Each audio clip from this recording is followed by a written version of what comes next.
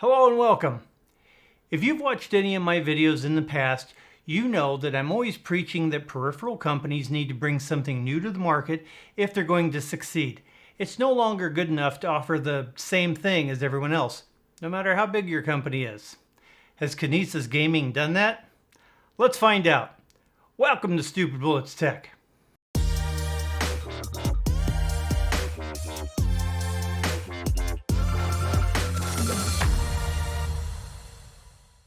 Kinesis has been around since 1991, and they are no stranger to the keyboard market or to out-of-the-box thinking designs and pushing the limits of what can be accomplished if your engineers aren't hamstrung or constrained by what's normal.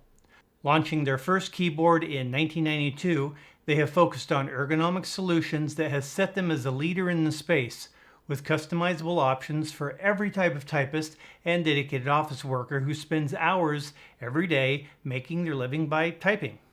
They even offer ergo mice that, while looking strange to the average gamer, saves users from repetitive motion injuries and problems that standard mice simply can't address. But we don't care about that, bullets. We're gamers. Fortunately, Kinesis decided to enter the gamer market in 2016, where they took that 25 years of out-of-the-box thinking and formed Kinesis Gaming. They decided that innovating was the same answer here as it was 25 years ago. And that brings us to the TKO Tournament 60% keyboard and 2021, when they partnered with the San Francisco Shock Overwatch League. The only back-to-back champions. If you've ever watched pro Overwatch players, they know their keyboards. Kinesis did send me this board for review, but as always, if it sucks, you're going to hear about it. The box it comes in is minimal, which I appreciate, but is high enough quality that you might not want to throw it away. If you do, Kinesis Gaming has included a very nice hardshell case that was better than I expected. While this is becoming normal in this market and price point, Kinesis has gone a step further to make sure that this case fits this keyboard and is not just a generic offering like so many others.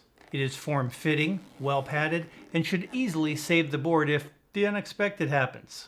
Also included in the case was a quick start guide, which we'll go over later, a usable braided USB-C cable that, while average, is USB-C so that you can add your fancy new coiled cable without any problem. Speaking of coiled cables, if you have not seen Space Cable's brand new versions of their coils, you're missing out. Link below. I did test the keyboard out with a 15-foot extension as well as a variety of coils and had no problems, unlike some other boards. You will also find a rather decent combination switch puller and keycap remover that is miles ahead of what most companies offer, if any. I've thrown away a dozen of these, but I will keep the Kinesis version. It's even engraved.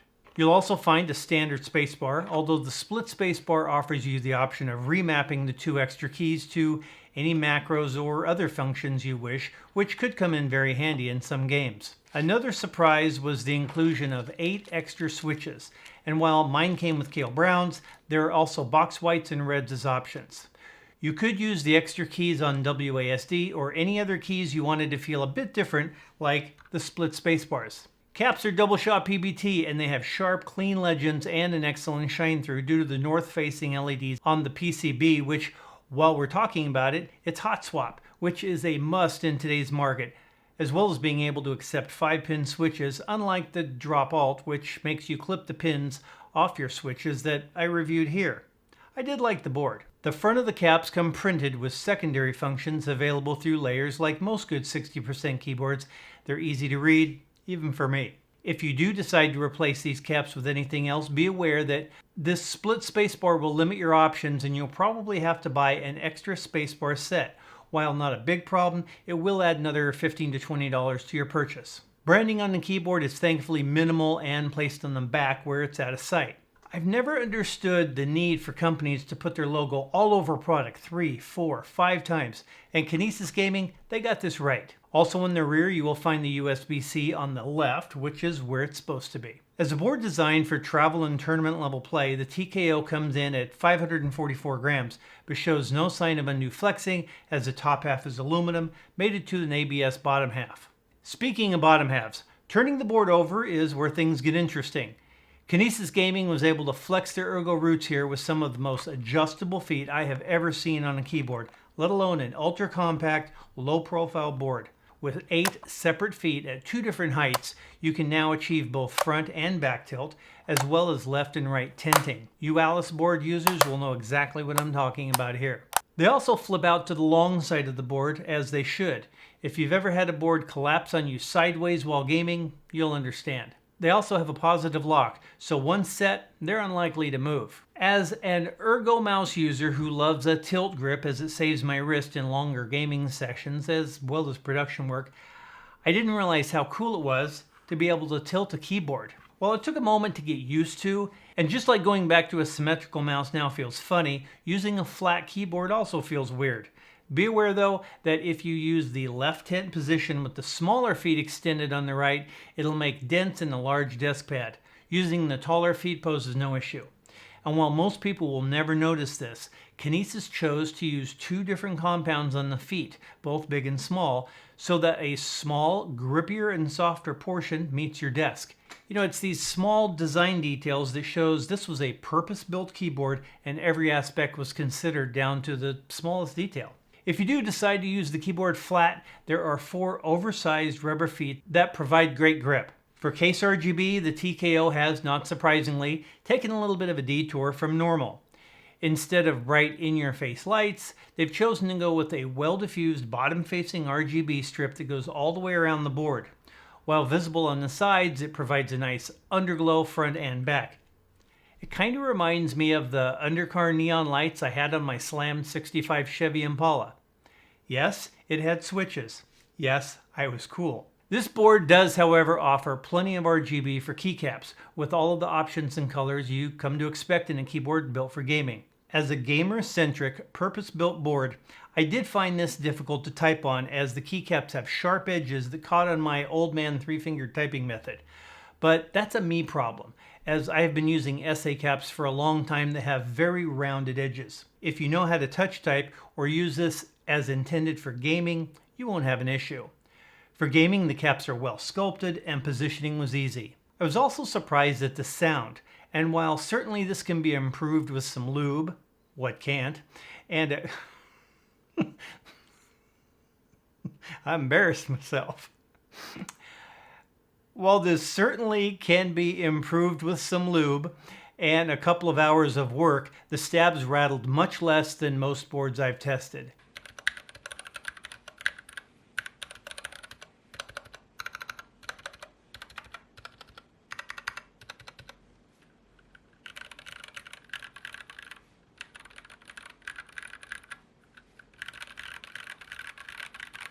The TKO has an onboard virtual drive they call the V-Drive. Changes to the board are stored on the board itself, and once programmed, no PC is needed. There are 9 profiles available, and modes I didn't even know I needed, like game mode. For full functionality, there is a small firmware update that will need to be done to enable macros. The PC app is called Smart Set, and once open and unlocked, you can change just about anything you like. Not having a need for VIA or QMK is a bonus. You can change profiles, layout, key lighting, or even edge lighting separately. There's a full macro editor, as well as a split spacebar configurator for different games.